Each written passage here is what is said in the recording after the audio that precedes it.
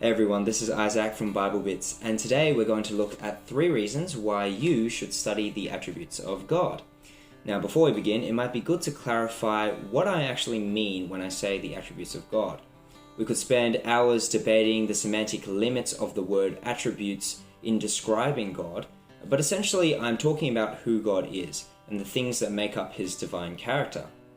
Now, obviously, his excellencies are such that we will never be able to fully understand or comprehend them, but I do think that passages such as Jeremiah chapter 9 verses 23 to 24 do make it clear that our understanding of God can be built upon continually.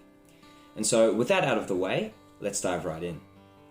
The first reason is that studying the attributes of God drives holy living.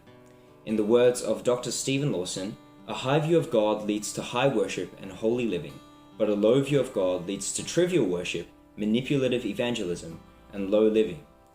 What you understand about God drives your entire worldview and your attitude toward life. And so if you don't study the attributes of God, you will end up with a small and insignificant God. And if that's the case, then it's no wonder why you neither revere him as you should, nor live his way. Biblically speaking, knowing God is intrinsically connected with living according to his will, as we see in passages like Colossians chapter 1 verses 9 to 10 and 1 John chapter 3. Here's a good example. Studying God's absolute holiness and his omniscience over your inmost thoughts will inevitably drive a believer to wage war against sin in their life and toward honest confession of hidden sins. And so clearly, if we want to live a holy life that is pleasing to God, a key component of that is knowing who he is. The second reason why you should study the attributes of God is because it keeps our faith steady. For a believer who's going through a really difficult time of trials and testing, looking to oneself would only breed more anxiety, because ultimately we know that we're limited in the things that we can control and we're vulnerable to changing circumstances. But if you've studied the attributes of God and you know about his faithfulness, his goodness, and his immutability, then you can draw the following conclusions. 1. He is good, and therefore you can lean into promises like those found in Romans chapter 8 verse 28 and Nahum chapter 1 verse 7 for comfort and strength. 2. He is faithful, and therefore you can know that God would undoubtedly keep these aforementioned promises, without exception. 3.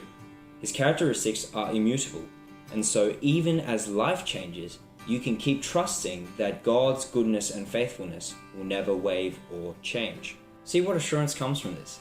If our faith is not accompanied by a right knowledge of God, then inevitably we'll be tossed to and fro by every wave in life.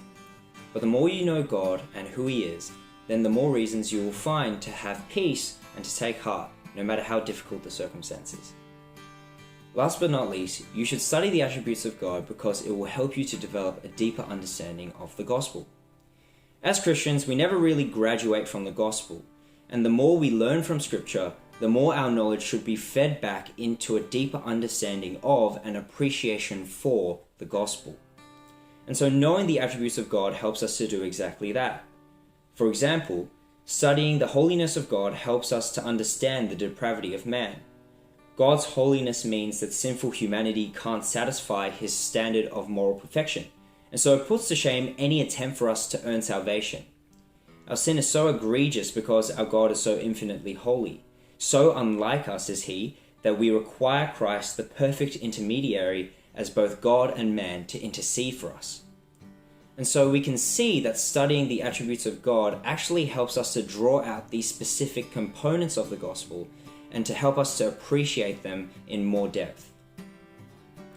Friends, there are plenty of good reasons why you should be studying the attributes of God, but the ones that I've listed above are just some of the big ones to get you to start thinking. If you've been convinced but you're not sure where to start, might I recommend that you check out the series of talks Dr. Stephen Lawson gives on the attributes of God, which you can find on the Grace Life London YouTube channel, link in the description below. You can also pick up a copy of The Attributes of God by A.W. Pink, which is a great read, regardless of whether you're a newcomer to this topic or you're more well-read. Well, that's all I've got for you today, but be sure to leave any questions, comments, or feedback down in the comment section below. And if you find that the channel is helping you in any way, be sure to subscribe and to hit that notification bell so that you can stay up to date with the content that we produce. Until next time, take care, have a lovely week, and I hope to see you soon.